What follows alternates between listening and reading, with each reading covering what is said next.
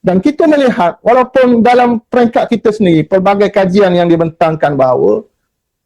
Tan Sri Muhyiddin sudah tidak mempunyai satu kekuatan yang besar untuk menggerakkan gelombang dan kekuatan pembangkang.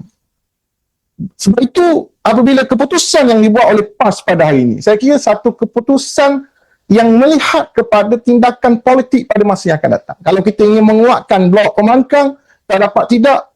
satu pilihan yang kita kena ada adalah kita kena membuat jajaran baru, kena membuat muhasabah, kena melihat bagaimana kekuatan yang kita nak bina, bagaimana gelombang yang kita mahu ciptakan. Sebab itu saya melihat pimpinan kami melihat semua perkara ini, kita memerhati, kita melihat, kita meneliti, dan kita kira dalam